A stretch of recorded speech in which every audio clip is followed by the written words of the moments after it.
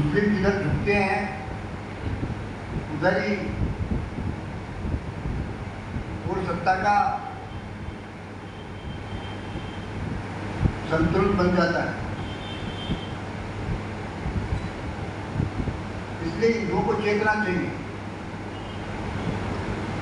हिंदू जागरण के समय की आवश्यकता है।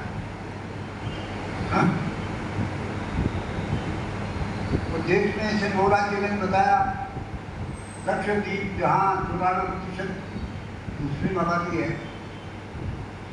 और केरल जहाँ केवल 54% हिंदू है, वहाँ लगभग 30% वहाँ ईसाई तो 25% वहाँ मुस्लिम है। वो भी किनारे पर है एक प्रकार। तो जहाँ देश में धर्मांतरण के माध्यम से कोई भी समुदाय बड़ा हो जाता है, वहाँ उसी की सरकार होती है और वो अपना वहाँ दमन चक्र चलाते हैं।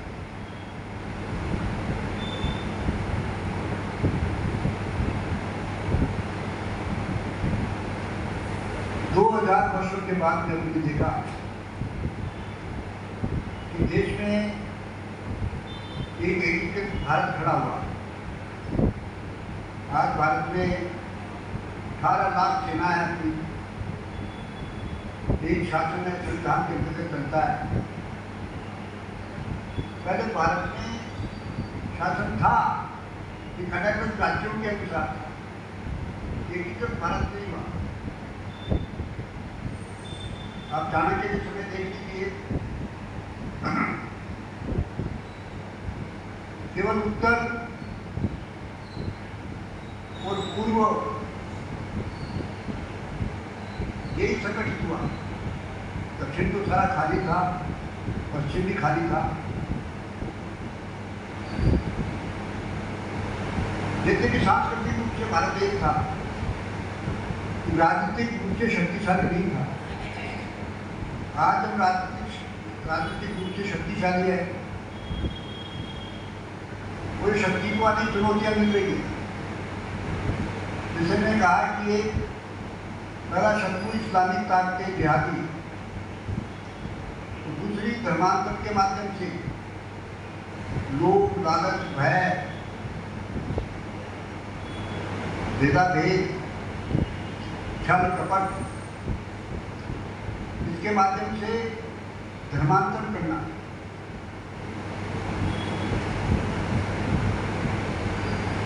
जब भारत स्वतंत्र हुआ था उसमें कुछ लाख ही 40 से लेकर 50 लाख ईसाई थे। आज देश में 6 करोड़ ईसाई हो गए। धर्मांतरण बढ़ रहा है लगातार। समाज को पैसे के बल पर खरीद कर उनका धर्मांतरण किया जाता है और अनेक प्रकार के प्रलोभन देकर के आस्था जागृत करके ये कार्य कर रहे हैं। भारत का कैसे खंड खंड हो, ये एक राष्ट्रीय संकट है धर्मांतरण। जैसे देश का विभाजन धर्मांतरण के आधार पर, यानी मुस्लिम और हिंदू इसके आधार पर हुआ। इस प्रकार से देखा कि देश के टुकड़े टुकड़े करना,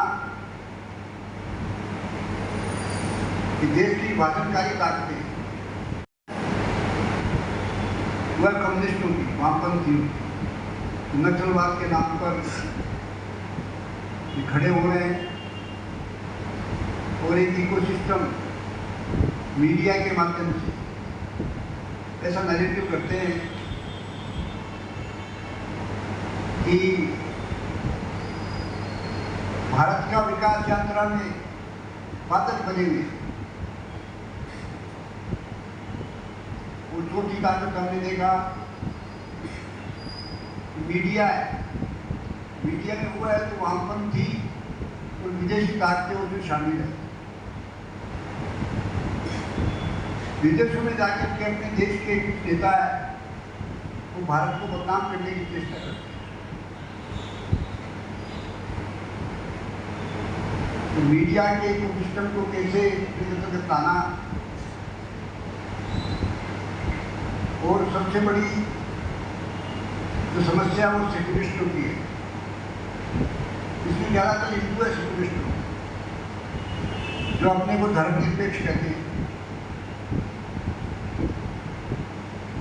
और उसके आधार पर हिंदुओं को सबसे ज़्यादा विरोध करना। इसमें यही सबसे बड़ी बात है कि यही सब मुस्लिम, ईसाई, कम्युनिस्ट इत्यादि को प्रोत्साहित करना,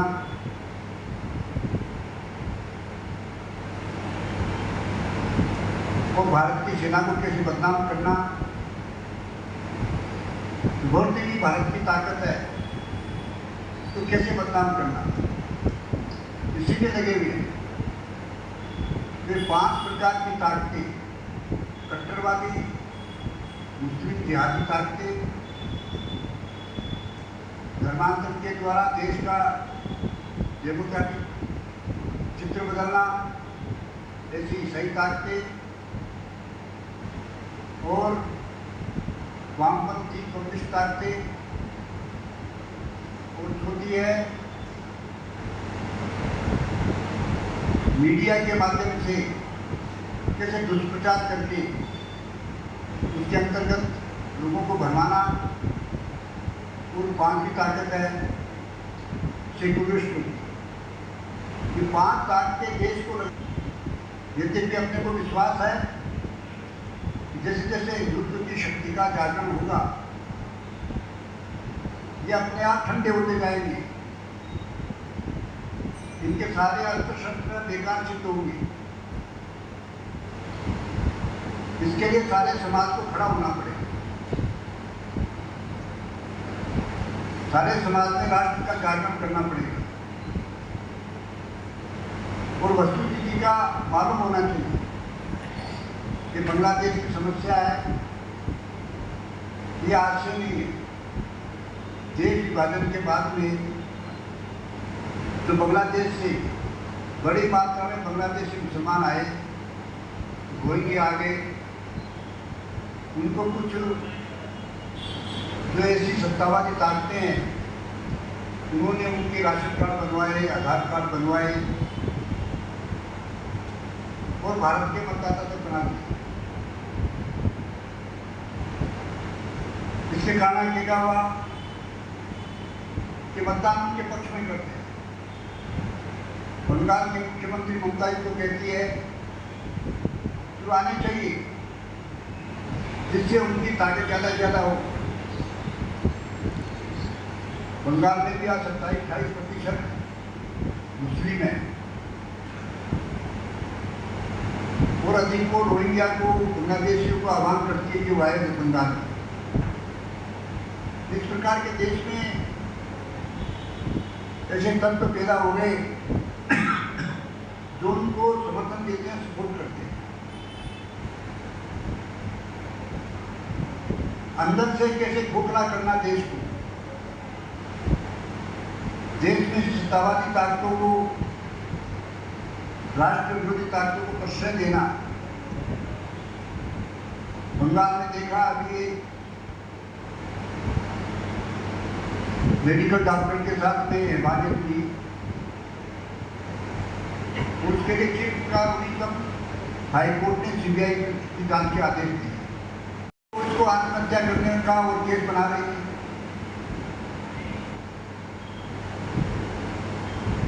पहले संदेश खाली में हुआ लोगों ने देखा,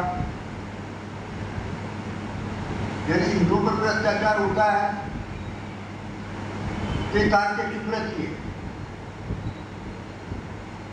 और वहाँ इजराइल और हमास का युद्ध होता है तो फिलिस्तीन के समर्थन के लिए यहाँ आवाज़ें उठती है, उसके लिए ट्वीट किए जाते हैं, समर्थन किया जाता है उसका।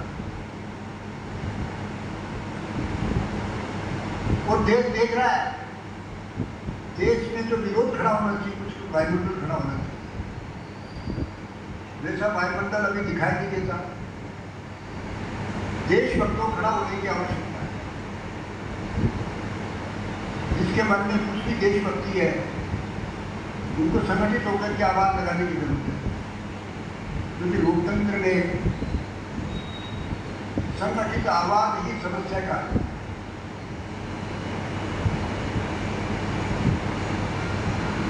सारे देश में इसका विरोध हो रहा है। जिस प्रकार से हमने, आपको पता होगा कि राम क्षेत्र के लिए आंदोलन किया,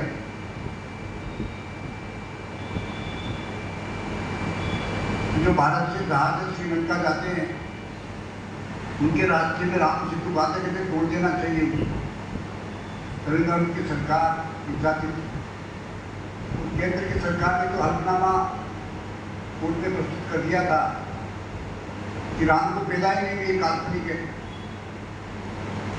इसको लेकर के हमने देशव्यापी बंद का आयोजन किया, सड़कें जाम कर दी, उसके बाद की गिरफ्तारियां भी दी। परिणाम हुआ कि सरकार को झुकना पड़ा, पूर्वादेश वापस लेना पड़ा। हमने अमरनाथ यात्रा के लिए 100 एकड़ भूमि राज्य सरकार ने दी थी, वो आतंकवादी के दबाव में आकर के वापस ले ली थी। उसके विरोध में हमने आंदोलन किया। जम्मू में तो लाखों लोगों ने गिरफ्तारियां दी, परिणाम स्वरूप उसको वापस लेना पड़ा। उस भूमि को अमरनाथ साहिब बोर्ड को वापस देनी पड़ी। आंदोलन से प्राप्त होती है। राम मंदिर का आंदोलन भी बड़ा आंदोलन हुआ, ये हम अच्छी तरह जानते हैं। फिर राम मंदिर की परिणति ये हुई कि सुप्रीम कोर्ट के आदेश से भव्य राम मंदिर बन गया है। आप में से भी कई लोगों ने कार सेवा में उसमें भाग लिया होगा 1990 बाद में, और कई लोग जानकारी नहीं है कि अयोध्या में जाकर के आए हुए राम मंदिर के दर्शन किए।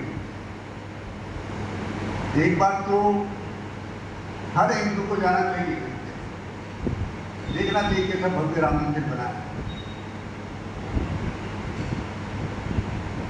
तो ये भी आंदोलन के कारण से, संगठित आवाज उठाने के कारण से, तो राम मंदिर के लिए बलिदान दीजिए काल स्वरूपों ने, त्याग तपस्या नहीं की, उसके कारण से राम मंदिर बन गया है। 370 की धारा हट गई है। हम चाहते हैं किसी प्रकार से गौ हत्या पर एक पूर्ण प्रतिबंध लगे। हमारे संत पुकारदास जी महाराज कहते हैं, संतों का तो कहना है कि गाय का रक्त जब तक धरती पर गिरेगा तब तक देश में, विश्व में शांति नहीं हो सकती।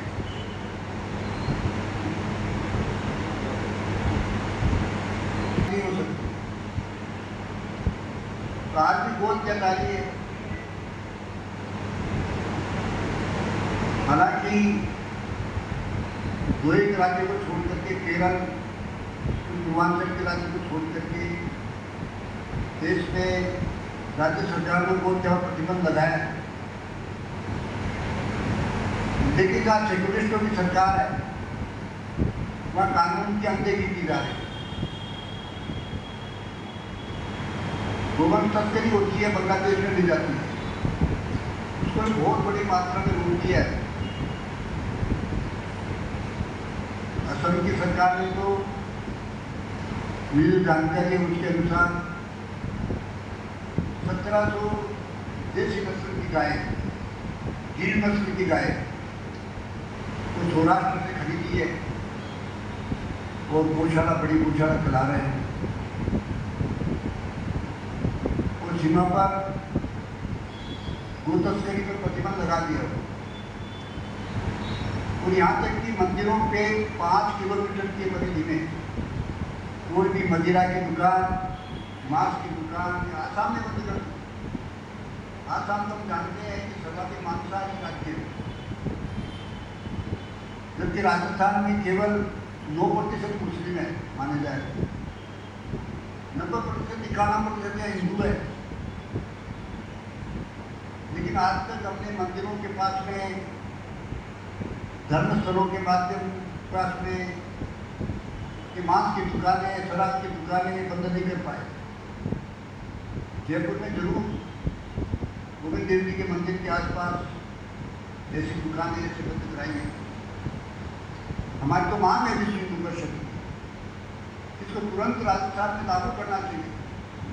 अभी हिंदुत्व की सरकार आ गई है तो गुलामी के चिन्ह है। जैसे जयपुर में हमारी रोड बनी हुई है, अब हमारी रोड से क्या मतलब बीजा इस्माइल कोर्स मतलब क्या है, देश स्वतंत्र हो गया है, गोविंद देव मार्ग उसका करना चाहिए, मांग की है। अल्बर्ट हॉल है जो रामनिवास पार्क में है, उसका नाम विवेकानंद हॉल इस प्रकार करना चाहिए। तो जो मुख्यमंत्री के पास ये होनी चाहिए किया कि जब सरकार ने कहा कि गुलामी के चिन्ह मिटाना, हमारी विरासत की सुरक्षा करना, ये सरकार के एजेंडे में लक्ष्य है उसका, त्वरित इसको लागू किया जाए।